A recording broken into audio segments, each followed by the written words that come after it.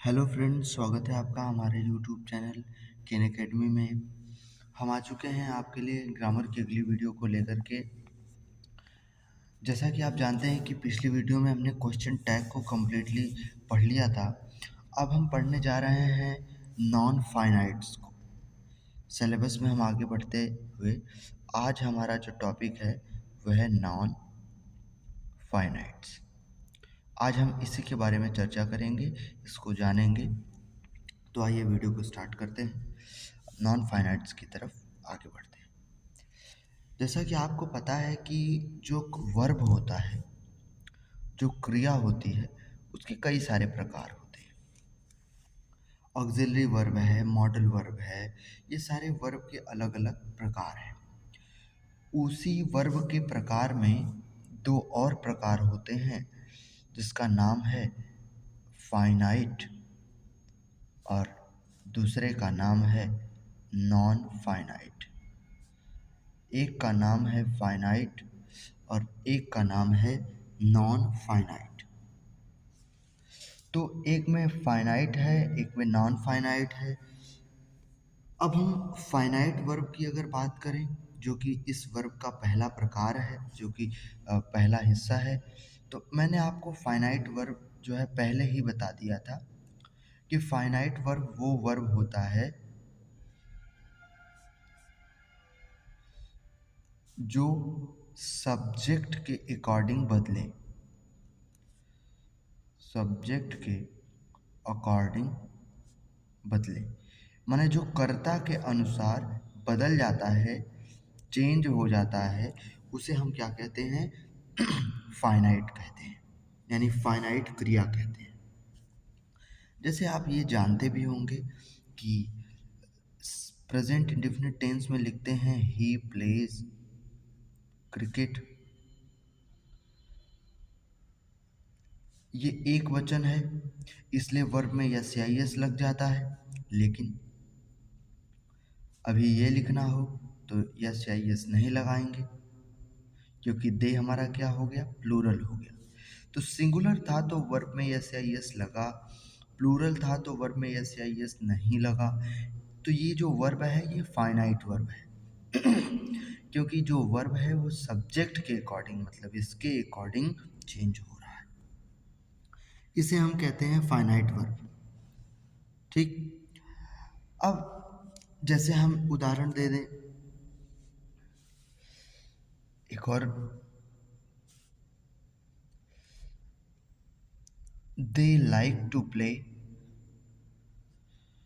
To play, they like to play cricket, they like to go there, they wanted to come। हम कुछ इस तरीके का उदाहरण दे दें तो ये जो टू प्ले है, ये जो टू कम है आपके सामने जिसे आप देख पा रहे हैं, वो हमारा क्या कहलाता है? वो हमारा कहलाता है नॉन फाइनाइट्स। ठीक। जो टू प्ले है इस सेंटेंस में, जो टू कम है, उसे हम कहते हैं नॉन फाइनाइट्स। मतलब ऐसा वर्ब, ऐसा वर्ब जिस पर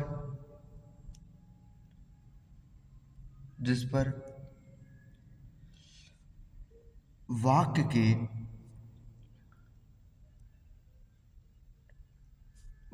के टेंस के सब्जेक्ट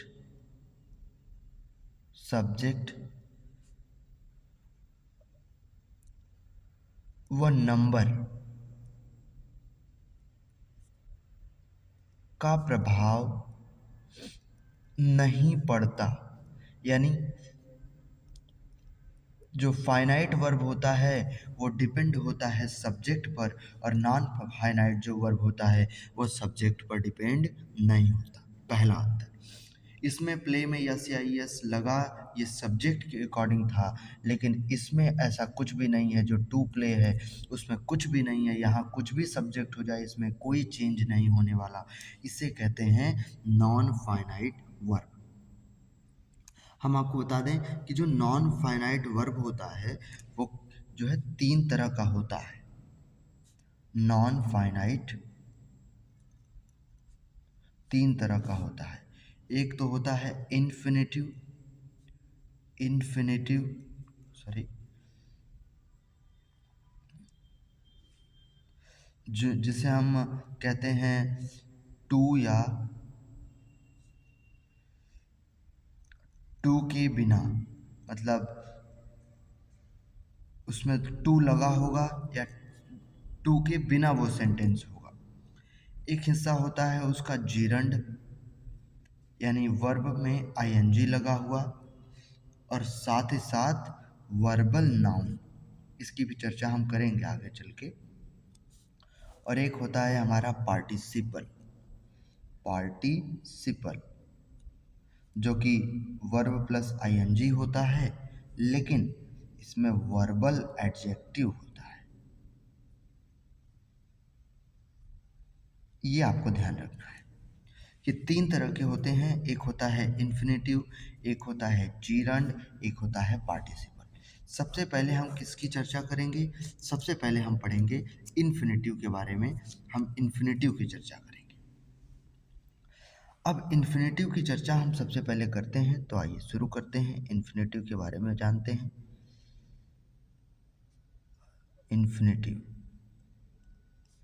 इन्फिनेटिव को हम कहते हैं टू प्लस वर्ब, यानी क्रिया के साथ, क्रिया के ठीक पहले टू का लगा होना इन्फिनेटिव कहलाता है। जैसे हम कहते हैं टू प्ले, अभी आपने ऊपर उदाहरण में देखा, टू गो, टू वॉक इत्यादि जो चीज़ें हैं ये इन्फिनेटिव में आती हैं। इन्फिनेटिव नॉन फाइनाइट वर्ब का एक क्या होता है? हिस्सा होता है, एक भाग है। अब फाइनाइट और नॉन फाइनाइट जो कि सब्जेक्ट पर बेस्ड था, फाइनाइट नॉन फाइनाइट सब्जेक्ट्स पर बेस्ड नहीं होते, उसमें पहला इन्फिनेटिव पढ़ रहे हैं और इन्फिनेटिव को टू प्ले, टू गो या टू वॉक इत्यादि हम कहते हैं। कभी कभी हमें ऐसा वाक्य भी मिल जाता है जैसे लिखा रहता है आई सा हिम गो। अब इसमें जो है इन्फिनेटिव नहीं है, तो टू है तब भी इन्फिनेटिव है, टू के बिना, टू के बिना है वो तब भी इन्फिनेटिव में भी आता है, वो जिसे हम बेयर इन्फिनेटिव कहते हैं, बेयर इन्फिनेटिव। ठीक है, इन्फिनेटिव या इन्फिनेटिव के बिना, यानी टू या टू के बिना इन्फिनेटिव कहलाता है। और इसमें 2 तरीके के ये हिस्से पाए जाते हैं, 2 तरह के ये भाग इसके पाए जाते हैं। कभी कभी टू नहीं आता है तो उसे भी हम उस चीज़ में, उस कंडीशन में रखते हैं। ठीक, अब हम आते हैं जो है इसके इन्फिनेटिव के, इन्फिनेटिव में आगे अगले पेज पर हम देखते हैं।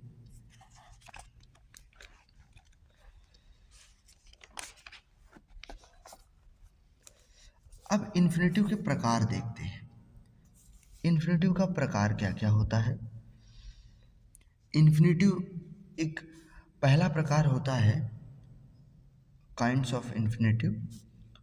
जो इन्फिनेटिव का प्रकार है वो 2 तरीके से होता है।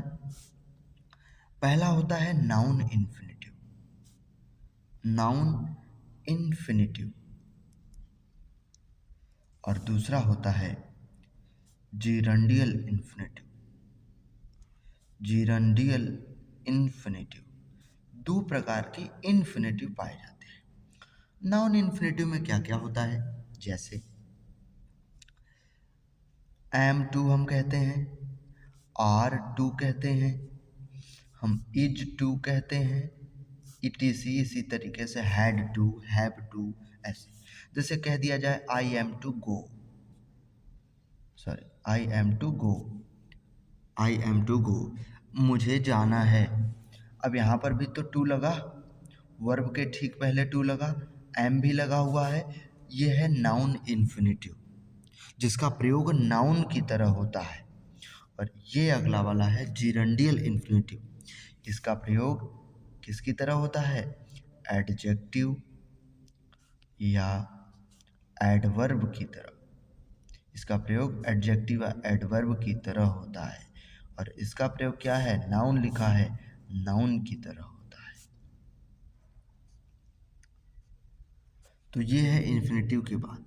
इसका एग्जाम्पल क्या दे सकते हैं, जैसे आप दे सकते हैं कि the sweet is good to eat. ये हमारा जीरंडियल इन्फिनेटिव है और ये हमारा I am to go. He is about to go, इसमें हम एक और लिख सकते हैं, he is about to go. ये नाउन इन्फिनेटिव का हिस्सा है। टू गो लगा हुआ है लेकिन काम नाउन की तरह कर रहा है, इसलिए नाउन इन्फिनेटिव है। To eat, to plus verb लगा हुआ है और काम एडजेक्टिव एडवर्ब की तरह करेगा, इसलिए ये क्या है, जीरंडियल इन्फिनेटिव। इसलिए हम इसे क्या कहेंगे, जीरंडियल इन्फिनेटिव। तो ये इन्फिनेटिव का कुछ पार्ट्स था। आज हम इतना ही रखते हैं। कल हम सिंपल इन्फिनेटिव, जीरंडियल इन्फिनेटिव के जो भी अच्छे नियम हैं, 4 5 6, हम सारे नियम को कल कंप्लीट करेंगे और फिर तब हम आगे बढ़ेंगे। तो आज के लिए इतना ही रखते हैं। Thanks for watching this video.